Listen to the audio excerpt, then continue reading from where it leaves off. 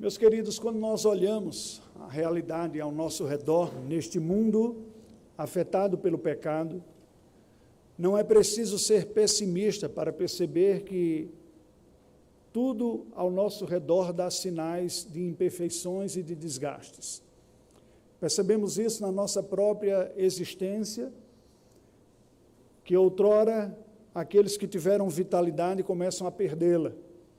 O próprio corpo vai dando sinais disso, e é irracional negar este fato ou tentar postergá-lo. Vamos enfrentar os efeitos colaterais na nossa própria vida.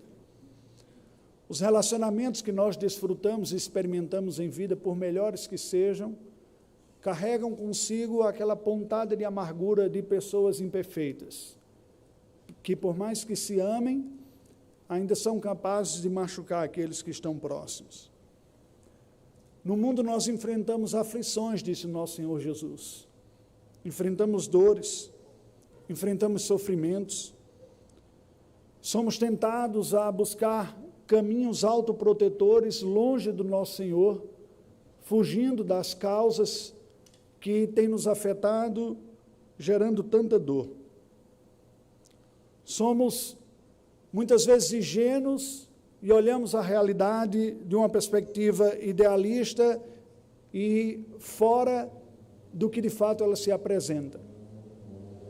Não são poucos os lugares que vendem promessas superficiais e falaciosas de sucesso, usando até mesmo o nome de Deus, e têm atraído multidões que, por serem incapazes de encarar a realidade da vida, precisam perseguir uma fábula, acreditando que, quem sabe, na próxima semana, no próximo mês ou no próximo ano, a vida será diferente do que tem sido até então.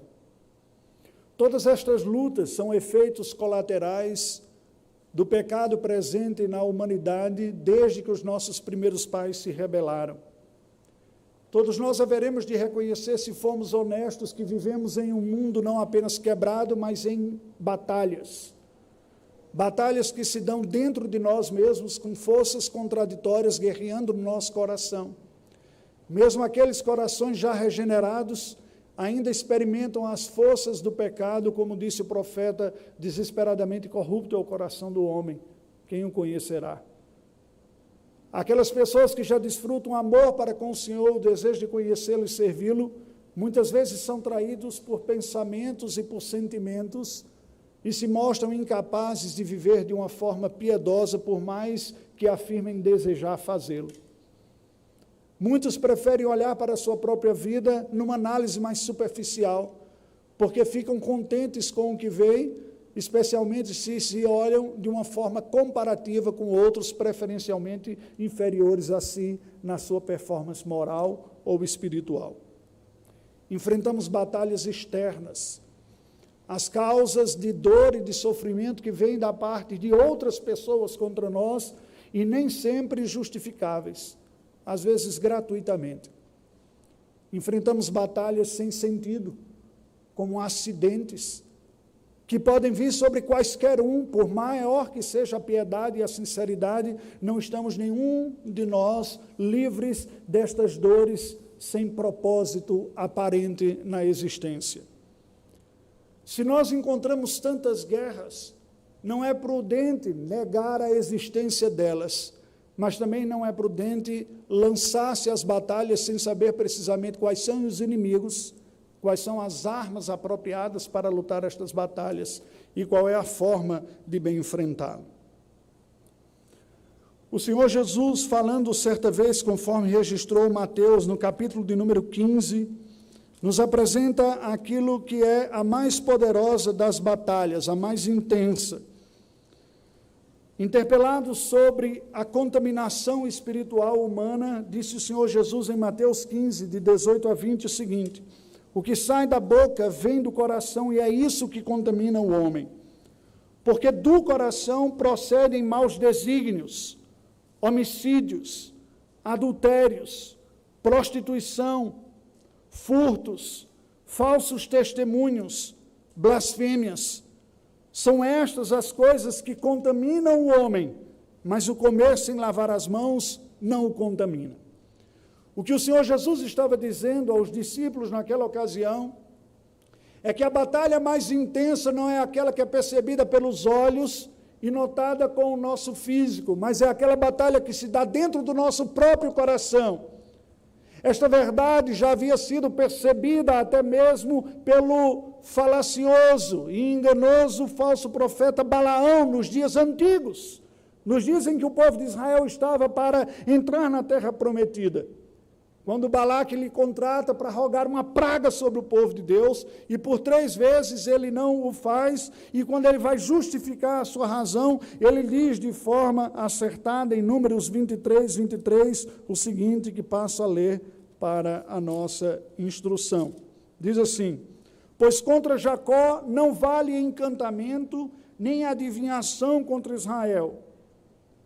Balaão já percebia que sobre o povo de Deus não pega maldição, não pega praga, olho gordo, qualquer coisa nesse sentido, de que a maior ameaça para o povo de Deus não são as forças externas, não são os inimigos ou os exércitos, porque Deus já havia, até aquela altura, dado provas mais do que suficientes de que Ele estava com o seu povo, e mesmo numericamente e naturalmente menor ou inferior, o Senhor estava dando a vitória. Balaão percebe disso e diz: olha, não adianta dar encantamento com esse povo que não pega, Deus é por eles. Mas, no entanto, ele percebeu algo que leva Moisés a registrar no capítulo 31 a sutileza de Balaão, no versículo 16. Diz que estas, as mulheres midianitas, por conselho de Balaão, fizeram prevaricar os filhos de Israel contra o Senhor, no caso de Peor, pelo que houve a praga entre a congregação do Senhor. E por que estou citando este caso na introdução deste sermão? Porque o que Balaão já havia percebido séculos antes, nos dias de Moisés ainda, é que a maior batalha do povo de Deus não é a batalha bélica.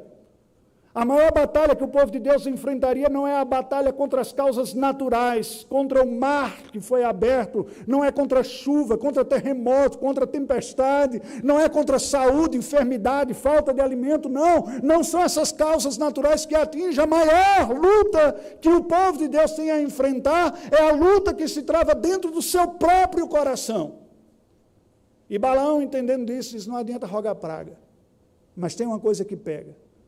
Seduzamos este povo em pecados e tentações, e não haverá como eles não sofrerem na sua vida. E por isso que a recomendação dele, a orientação foi de: se praga não pega, mas tentação pega. E aquele povo foi seduzido, se entregou a orgias, não apenas de natureza moral e sexual, mas religiosa também, atraindo o juízo de Deus às vésperas de entrar na terra prometida. Bem, queridos, sendo assim, esta noite eu lhe convido a olharmos para a palavra do Senhor, na primeira carta de João, na transição do primeiro capítulo para o segundo capítulo, para refletirmos sobre a maior das lutas cristãs, como enfrentar a maior luta cristã, que é a luta contra o próprio pecado, cujo campo de batalha é o nosso próprio coração. Como enfrentar esta luta? Que orientações a palavra do Senhor nos dá na primeira carta de João, capítulo 1, a partir do verso número 10, 3 versículos apenas, e o capítulo 2, versículos 1 e 2, que passo a ler para a nossa instrução. Se dissermos que não temos cometido pecado, fazemo-lo mentiroso e a sua palavra não está em nós. Filhinhos meus, estas coisas vos escrevo para que não pequeis. Se todavia alguém pecar, temos advogado junto ao Pai, Jesus Cristo, o justo.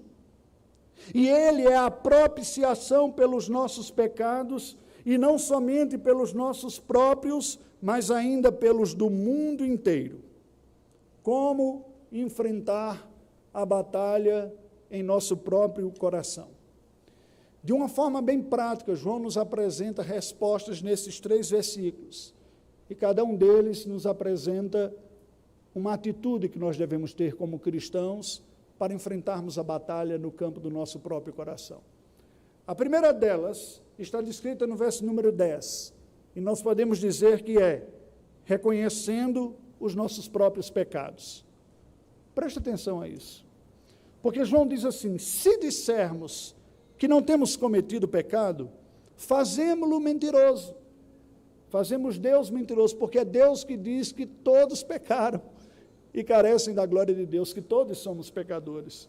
E a sua palavra não está em nós. Mas olha aqui para mim, presta atenção. Não fiquemos no óbvio, porque para ficar no óbvio bastaria ler, não precisaria nem interpretar, é autoevidente. A pessoa abrir a boca e dizer, depois de 2000 anos de cristianismo, de quase 4.000 anos de texto bíblico, e dizer, eu não tenho pecado nenhum, teria que ser muito ingênuo alguém para acreditar nesse discurso. Mas essa afirmação, ela não se dá apenas dessa maneira explicitada e escancarada. Ela se dá de uma forma sutil também. Quando a pessoa diz, olha, os meus problemas dos pecados na minha vida já foram resolvidos. Cristo carregou todos eles na cruz do Calvário. Eu não tenho mais problemas com o pecado. Percebe a falácia aqui? Eu não tenho mais cometido, ele já me libertou. O que tem é simplesmente um acidente de percurso. Se nós dissermos que não temos cometido pecado, e o tempo verbal em que foi escrito a língua grega aqui é, se nós dissermos que ainda não faz parte da nossa existência a luta real, e a queda em tentações e pecados, nós somos mentirosos. E estamos fazendo Deus mentiroso também. Porque o Senhor afirma na sua palavra que somos, sim, pecadores, e por isso a sua palavra não está em nós. De que maneira nós podemos fazer isso? Nós podemos negar a realidade do pecado, não olhando com seriedade para o estrago que ele fez em nosso próprio coração, e que continua fazendo. Estou lendo nesses dias este livro do Timothy Lane e Paul Tripp, intitulado Como as Pessoas Mudam. E logo no início ele nos diz algo curioso sobre a jornada cristã. Ele fala 5 perspectivas do Evangelho. A primeira que ele lista é a extensão e a gravidade do nosso pecado. Quando nós somos tentados a olhar o mundo simplesmente na divisão entre os salvos e os perdidos, nós somos tentados a cair na falácia de achar que problema de pecado é problema de quem não nasceu de novo, não é cristão. Os nossos já foram resolvidos. E aí, por olhar de uma forma superficial, acabamos não percebendo que muitos dos sofrimentos e das dores que nós experimentamos não são apenas fruto do mal do mundo contra nós ou das outras pessoas, mas muitos destes sofrimentos são reações pecaminosas que nós temos, inclusive, contra o pecado que os outros fazem contra nós. E estes estão entre aqueles mais difíceis de serem percebidos. Por que o Senhor Jesus disse, se alguém te bate numa face, dá o outro lado? Porque o sentimento natural, quando nós somos agredidos injustamente, é dizer, isso é injustiça, isso está errado, você precisa ser repreendido. E nós partimos para uma contraofensiva e percebemos pouco qual o efeito que o mal que fizeram contra nós pode estar fazendo em nós mesmos. E somos tentados a acreditar que estamos buscando justiça quando ultrapassamos a medida da piedade e passamos a querer vingança, que é algo diferente. A única maneira da alma se ver livre disso é reconhecer o poder que o pecado tem naquele que sofreu a injustiça, que além de ter sofrido a injustiça, pode agora amargurar, azedar, desejar o mal, ainda que não tenha coragem de executar algumas destas coisas.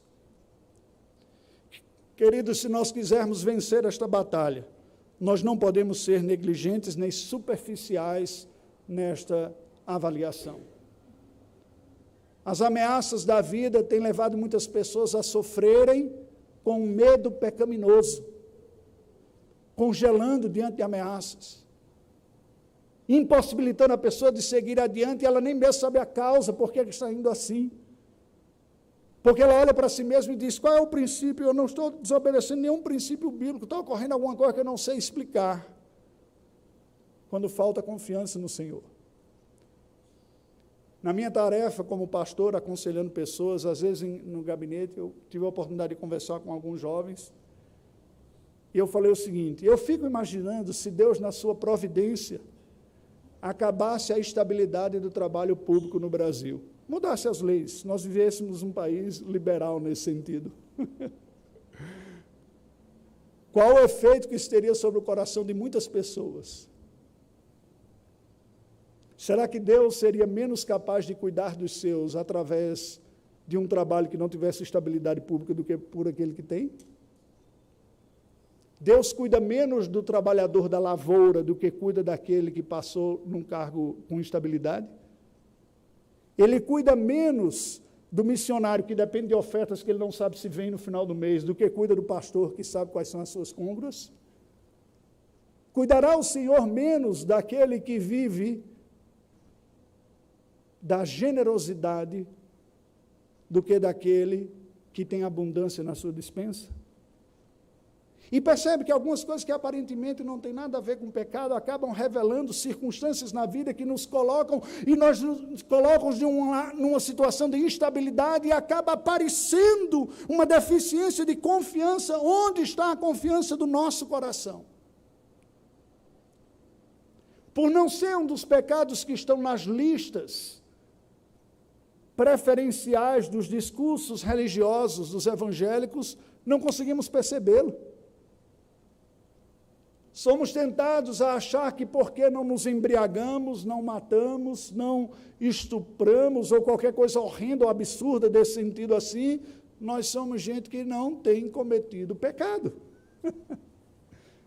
Mas eu não digo nem uma palavrinha assim, não é nem aquela torpe, é uma torpezinha, né? Nem assim o resíduo do aparelho intestinal. Nem isso eu tenho coragem de dizer. Então, assim, eu tenho uma tendência a achar que eu não sofro com pecado como aquela outra pessoa que conversa 5 minutos com ela para você ver, aquele é pecador. Não é como eu, não. Eu canto a Deus, damos glória. Oh, queridos, como somos inocentes. O autor deste livro nos lembra, e eu vou ler novamente porque tem a ver com o que estamos falando, sobre algumas rotas de fuga ou estratégias equivocadas de enfrentar essa batalha do pecado na vida. A primeira delas, o formalismo. Alguém que diz, assim eu vou viver bem a vida cristã. E o formalismo está presente em tudo quanto é atividade, bater o cartão e tudo mais, tende a cegar as nossas necessidades mais profundas e a nossa postura espiritual.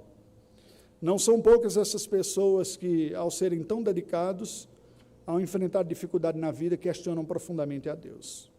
Então, primeiro ponto, queridos, presta atenção, não subestime a presença do mal ainda em você. Reconheça-o, reconheça seus próprios pecados. Este momento do culto, momento para contrição, não pode ser feito de uma maneira formal. Nós precisamos para ela dizer, Senhor, me ajude a perceber, lance luz sobre o meu coração para ver o que de fato está ocorrendo comigo, porque até mesmo na minha justiça eu posso estar escondendo uma autojustiça, até mesmo no meu empenho, no meu esforço, eu posso estar demonstrando uma confiança na minha competência e não na competência do Senhor. Eu preciso que o Senhor lance luz sobre mim. A segunda postura está descrita no versículo 1, e nós poderíamos dizer que é, persevere na verdadeira piedade.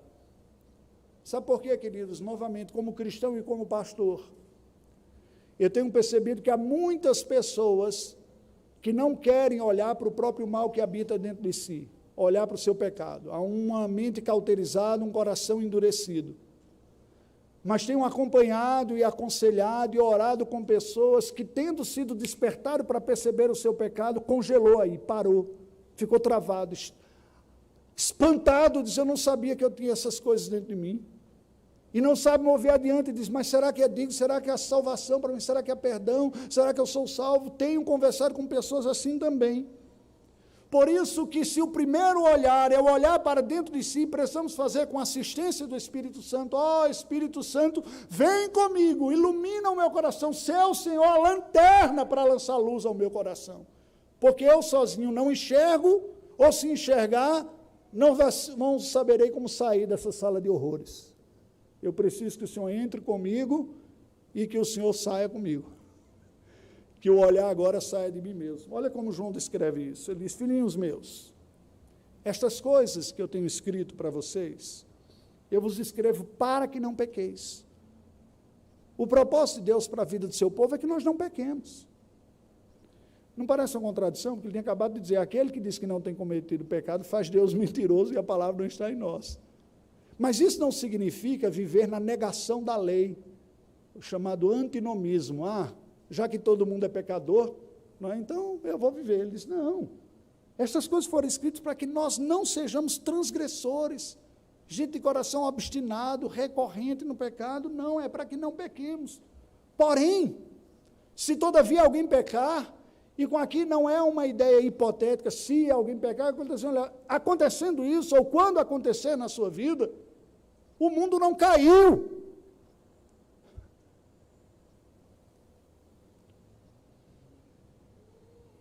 Não é aquela crise do arminiano de estou salvo, estou perdido, pequei, estou perdido, confessei, estou salvo. Aí eu pequei, agonia, né?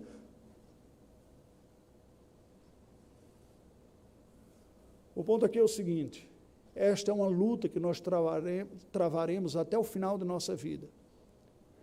E temos que ter a consciência que é assim mesmo. Mas temos que fazer de forma piedosa. Eu confesso os meus pecados, eu os cometi, a minha esperança está fora de mim, não está em mim mesmo. Pessoas muito confiantes na sua espiritualidade, na sua religiosidade, são um dos mais difíceis de reconhecer seu próprio pecado. E o que eu tenho percebido é que Deus, para salvá-los da justiça própria, lhes deixa ter a percepção de que eles não são tão bons assim. E não é incomum, quando eles percebem isso, sofrerem de uma maneira profunda, porque sempre tiveram uma imagem muito melhor de si mesmo do que de fato são. Como que está dizendo? Isso não podia ter acontecido comigo. Eu não podia fazer isso. Qualquer um, mas eu não. Eu estou na igreja, eu oro, eu leio a Bíblia, eu canto louvores, eu dou dízimo, dou até oferta missionária. Como é que eu fui fazer isso? Pastor, tem perdão para mim? É curioso, parece exagero, né? Mas como pastor, aconselhando pessoas, aqui mesmo no gabinete, de vez em quando eu ouço alguém dizer assim, pastor, tem esperança? E eu digo, tem. Olha como João descreve a esperança. Se todavia alguém pecar, nós temos um advogado junto ao Pai, Jesus Cristo, o justo. Quando você se deparar com o mal, quando você encarar, quando aquele monstro horroroso que está dentro de você aparecer no espelho de sua alma, você confessa a Deus e você olha para Cristo. Você tira os olhos para isso e lembra que ao lado do Deus Todo-Poderoso há um advogado de defesa, aquele que diz, a culpa dele eu carreguei. O castigo que ele merece, eu paguei. Nas minhas mãos estão as marcas do preço que eu paguei para resolver o problema de sua culpa. Aplique e renove na vida dele a graça que eu adquiri com a minha própria vida e morte. Ele está constantemente intercedendo por nós. Isso não é coisa pequena, porque significa dizer que todos os dias da nossa vida, nós precisamos olhar para o nosso próprio coração, primeiro ponto, para encarar o pecado, mas todos os dias da nossa vida, nós precisamos olhar para fora do nosso coração, para a cruz do Calvário, para achar a solução que Deus nos dá renovadamente, todos os dias. Versículo 2, o terceiro e último ponto. Foque na obra de Cristo. João continua e diz, e ele, Jesus Cristo, o justo, como nos é dito aqui, ele é a propiciação pelos nossos pecados. Esta palavra é retirada do sacrifício do Antigo Testamento, quando o sacerdote, no dia do sacrifício, uma vez por ano, levava aquele animal perfeito e o sacrificava em lugar do povo, fazendo com que Deus santo e justo, que estava afastado da humanidade, que demandava desta humanidade um castigo, agora desvia a sua justiça e o seu castigo do pecador para o inocente, e isso era um símbolo do inocente perfeito que é Cristo Jesus. Aqueles cordeiros eram sacrificados ano após ano porque não efetivamente produziam esse perdão, mas anunciavam esta graça. E assim o Deus santo e justo se torna propício, favorável ao pecador. O pecador se torna aceitável agora diante de Deus. Daí a palavra propiciação. É o ato de Deus de tornar-se propício, favorável àquele que merecia a condenação. Vou abrir um parênteses aqui. Sinceramente, diante de Deus, me responda. Você acha que você merece a condenação? Ou você acha que quando Deus olha para você e diz, nossa, eu fiz uma excelente escolha, escolhendo aquela pessoa para ser meu povo. Olha que coisa bonitinha. Olha como ele canta, como dá louvores a Deus. Como vai para a igreja, como decora versículo da Bíblia. A Bíblia diz que Deus se torna propício a nós por causa do perfeito, que é outro, é Jesus Cristo. E é isso que nós devemos focar em nossa vida. Focar não apenas por causa dos nossos próprios pecados, mas focar para que o nosso olhar se amplie. Para que nós não nos olhemos mais agora pela definição da nossa dor, do nosso sofrimento, nem das nossas lutas, mas que a interpretação da realidade passe pela obra de Cristo, não pelo nosso esforço, nem pelos nossos pecados, nem pela nossa piedade. Porque se a primeira orientação é olhe e reconheça o pecado, e a segunda é lute no caminho da piedade, a terceira é, mas o foco é Cristo, não é você. É Ele que torna você propício a Deus. E é Ele que amplia o seu horizonte e tira de você mesmo, para que você viva a vida não mais numa perspectiva egocêntrica, centrada no seu eu, mas passe a olhar a vida numa perspectiva cristocêntrica, centrada no que Cristo fez. Olha como ele descreve isso no final do versículo. Ele diz, ele é a propiciação pelos nossos pecados, e diz, mas não somente pelos nossos próprios.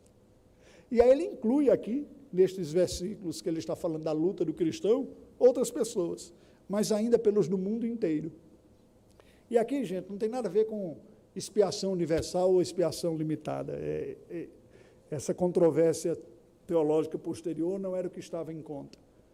É preciso que nós lembremos que foi escrito por um judeu, que se tornou cristão, João, para uma igreja cristã que nasce basicamente do judaísmo e que tinha a concepção muito clara de que nós somos o povo de Deus. Nós somos o povo de Deus. Nós, os judeus, somos o povo de Deus. O resto é o resto. Aí João diz, Cristo é a propiciação pelos nossos pecados. Não, eu sei, nós somos o povo eleito de Deus, é dos nossos meus. Mas também pelos do mundo inteiro. Abram seus olhos, amplie para a obra de Cristo muito maior do que você imagina, porque a tendência nossa é achar que nós somos o foco da atenção de Deus na vida e que tudo que está ocorrendo em nossa vida é alguma coisa que está ocorrendo conosco, que Deus está pensando somente em nós. Diz, Deus tem uma obra muito maior que você possa imaginar. O que o seu Filho Jesus fez na cruz do Calvário serve para você e para muito mais gente que você possa pensar. Vai para além dos limites que você conhece, dos seus preferidos, da sua etnia, da sua religião, da sua língua, da sua cultura, do seu estado, da sua província, do seu país. É para a gente do mundo inteiro. Isso muda a perspectiva. Muda a perspectiva para a gente ser igreja. Nós, como igreja, não somos um fim em nós mesmos. Não existimos aqui para a gente ter um programa super legal para nós e todo mundo sair satisfeito daqui. Nós não somos a nata de Belo Horizonte, que é uma nata espiritual. Vai na Afonso Pena 2655, você vai ver a nata. Nós somos um povo lavado pelo sangue do Cordeiro, mas não somos os únicos. Deus está lavando gente no mundo inteiro. É isso que João está dizendo. Para de deixar o foco em você. Lembra o que Cristo fez e para quem Ele fez. É muito mais amplo do que eu posso imaginar. A mesma verdade que Pedro vai escrever, dizendo, vocês pensam que vocês estão sofrendo, que é a exclusividade de vocês? Os irmãos pelo mundo todo estão. Deus está fazendo uma obra muito maior. Focar na obra de Cristo é manter o olhar cristão. Nós podemos ser confundidos nessa batalha e tentar encarar a batalha com um olhar não piedoso. E aí eu vou citar novamente os autores aqui neste livro. Algumas maneiras de enfrentar essa batalha que não é a maneira cristã. A primeira é o formalismo. Eu participo de tudo, então estou bem espiritualmente. É importante participar dos recursos, usar os recursos que Deus nos deu, mas não é isso que garante o nosso sucesso espiritual. O legalismo. Eu estabeleço regras a serem obedecidas e cobro profundamente de quem não as cobra. Conviver com gente legalista é uma das piores coisas que tem, é um jugo pesado. Você diz, lá vem aquela pessoa, vou para o outro lado, porque não tem quem aguente conversar com ela. O legalista, ele tem o poder de colocar um teto descendo sobre os ombros das pessoas. Você chega lá, ai gente, conversar com fulano, depois eu fico arrasado. E a pessoa diz, eu fiz o papel de palavra de Deus na vida dele. Porque a pessoa se mede pela performance. Ou a visão mística. Não, eu vou encarar aqui, vai dar certo, vai dar fé, eu tenho fé, eu confio em Deus. E a pessoa acredita que só por declarar ou fazer uma certa campanha ou atividade vai resolver os problemas. Algumas outras pessoas olham as lutas na vida como sendo simplesmente lutas externas. Pastor, o problema é a guerra cultural. O problema do Brasil é a batalha ideológica. E eu não estou negando, não. Tudo isso aqui tem verdades. O problema é quando você reduz a luta e coloca o foco nesses outros elementos. E a pessoa toda torta, toda troncha, com um monte de dificuldade, mas lutando a guerra cultural. Está lá denunciando política, está fazendo isso, campanha e tudo, e arrebentado. Porque o foco está errado. O biblicismo. Decora versículo, tem versículo na testa, tem na bolsa, tem colado na geladeira, no texto, não, aqui eu estou enfrentando todas as batalhas aqui. A pessoa falando, não dá nem bom dia. Ela fala, graça e paz do nosso Senhor Jesus Cristo. Não é? Porque ela acredita que, de alguma maneira, se ficar citando versículos, a palavra vai fazendo os poderes assim, a pessoa vai ter vitória espiritual. Quanto é 2 mais 2, meu filho? 2 mais 2 é 1 Tessalonicenses 4. Não, é só 4. Tira o 1 Tessalonicenses. Não, mas aqui a gente tem que citar versículo o tempo todo. Entende? E acha que o simples fato de ir colocando resolve. O outro é uma espécie de psicologismo. Jesus é meu terapeuta. Eu choro para ele, eu falo as minhas lutas, ele me entende, ele me consola, ele me conforta, como se Jesus fosse uma espécie de personal trainer da alma, que está ali só para trazer consolo para a vida das pessoas. E o último que ele diz é o que ele chama de socialismo, mas não socialismo político, mas aquelas pessoas que olham a jornada cristã como sendo, acima de tudo, as relações sociais que o cristianismo oferece. Quando ela está bem, ela está com amigos, ela está com pessoas na igreja, participa de um grupo pequeno, vai na mocidade, está tudo bem. Mas aí as pessoas, os amigos solteiros começam a casar, aquele outro muda para um outro lugar, e a pessoa entra numa profunda crise espiritual. Então, a igreja já não é mais a mesma. Porque o foco da sua vida não era Cristo. O foco era as relações. Preste atenção, deixa eu dizer uma coisa importante para vocês. Todas estas coisas que estes autores citaram, são tudo parte da vida cristã, vocês perceberam? São as lutas externas, culturais, são as necessidades de lidar com o conhecimento bíblico, de buscar uma comunhão com os irmãos, mas nenhuma delas é o caminho bíblico da redenção. O caminho bíblico da redenção está na própria pessoa de Jesus Cristo, sendo conhecida e experimentada todos os dias da vida. Eu confesso para vocês que durante muito tempo, eu olhei a palavra de Deus e meu próprio ministério pastoral, muito focado em comunicar conteúdo para as pessoas aprenderem, passarem a crer diferente e mudarem. E percebi, a duras penas, que o meu foco havia se perdido um pouco da pessoa de Jesus Cristo para a instrução. A instrução é um meio, não é o fim. Palavras como as de Cristo, descritas em João capítulo 15, para mim era quase uma poesia. Quando Jesus diz, eu sou a videira verdadeira e vós sois os ramos. Eu digo, olha que coisa bonita. Mas é muito mais profundo e espiritual do que simplesmente bonito. O que Jesus está dizendo é o seguinte, toda vida espiritual só é possível na minha dependência. Todo sucesso, toda vitalidade, toda vitória contra o mal, toda força para enfrentar a batalha, toda capacidade para virar a face quando eles bofeteiam de um lado, toda capacidade para andar a segunda milha, para ir além do que a lei exige, toda capacidade para servir a Deus com um coração leve e humilde, não está em nós, está em Cristo, o nosso Salvador, que habitando em nós, que sendo conhecido e vivenciado a cada dia, nos capacitará a viver uma espiritualidade que jamais a nossa força e determinação seriam capazes de produzir. Somente assim, aí passou a fazer sentido aquelas palavras de Paulo, já não sou eu quem vive, mas Cristo vive em mim. Porque o viver que eu vivo na carne, eu vivo pela fé no Filho de Deus. Não eu, mas a graça de Deus comigo. Qual é a sua necessidade? Quais são as suas lutas?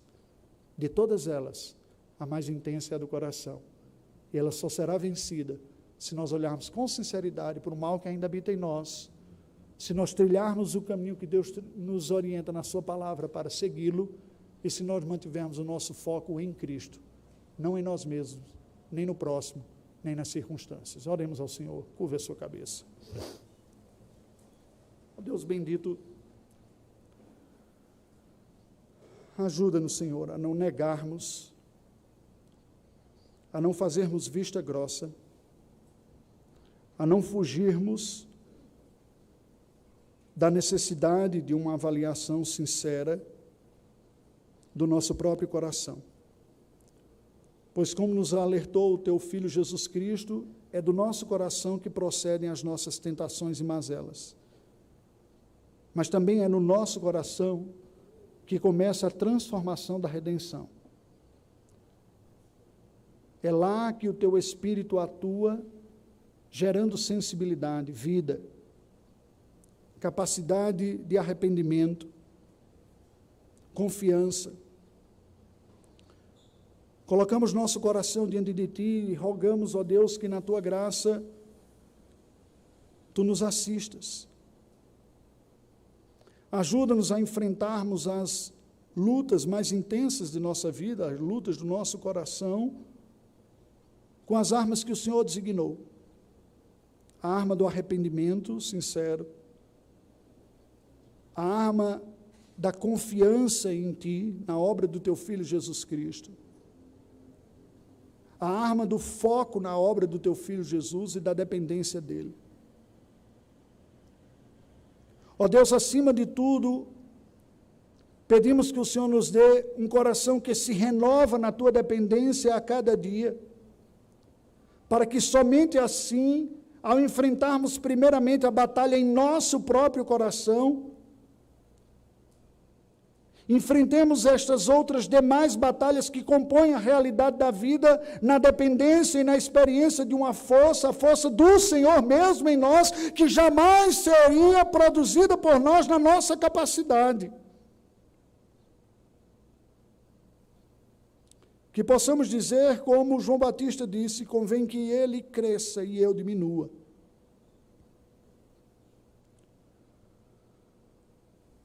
Oramos em nome do Teu Filho.